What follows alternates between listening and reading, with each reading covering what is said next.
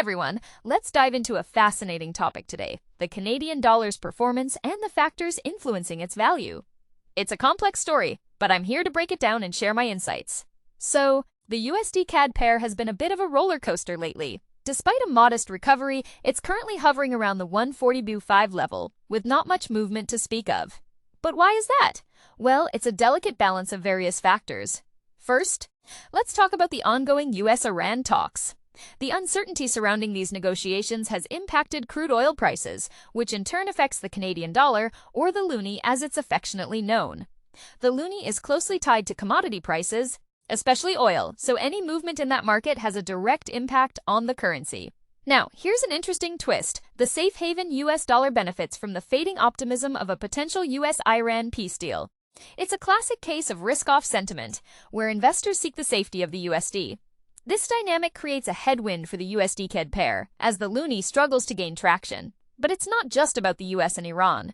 Unconfirmed reports of drone strikes on US assets in Kuwait have added to the geopolitical risk premium. This further boosts the USD's appeal as a safe haven currency, preserving its recent gains and keeping the USD-CAD pair in check. The situation in the Strait of Hormuz and the naval blockade by Houthi rebels against Saudi Arabia are also major concerns. These events fuel worries about global energy supplies and trigger a modest uptick in crude oil prices. This, in turn, could revive inflation fears and keep expectations of an interest rate hike by the U.S. Federal Reserve on the table. And that's a big deal for the USD-CAD pair. Rabobank's Benjamin Picton describes the recurring pattern around the Strait of Hormuz as a kind of Groundhog Day for markets. He warns that later in the week, strikes typically resume, oil prices rally, equities sell, and bond yields rise. It's a cycle that investors are familiar with, but it's a constant source of uncertainty. Now, let's talk about the key drivers of the Canadian dollar. The Bank of Canada, BOC, plays a significant role by setting interest rates. Higher interest rates tend to be positive for the CAD, as they attract global investors seeking lucrative investment opportunities. The BOC's goal is to maintain inflation within a healthy range, and their actions have a direct impact on the currency's value. The price of oil is another crucial factor. As Canada's largest export, oil prices have an immediate impact on the CAD's value. A rise in oil prices generally leads to an increase in the CAD, as aggregate demand for the currency rises. It's a simple supply and demand dynamic. Inflation, traditionally seen as a negative factor for a currency, has actually had the opposite effect in modern times.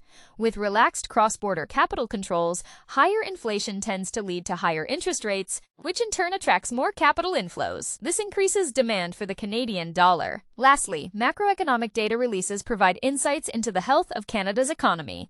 Indicators like GDP, PMIs, employment, and consumer sentiment surveys all play a role in shaping the CAD's direction. A strong economy is good for the CAD as it attracts foreign investment and may lead to interest rate hikes by the BOC. So, there you have it. The Canadian dollar's performance is a complex interplay of various factors, from geopolitical tensions to interest rates and economic data. It's a fascinating topic, and I hope this breakdown has given you a deeper understanding. Remember, in the world of finance, every little detail matters, and it's these details that often drive market movements. Thanks for joining me, and I'll catch you in the next video.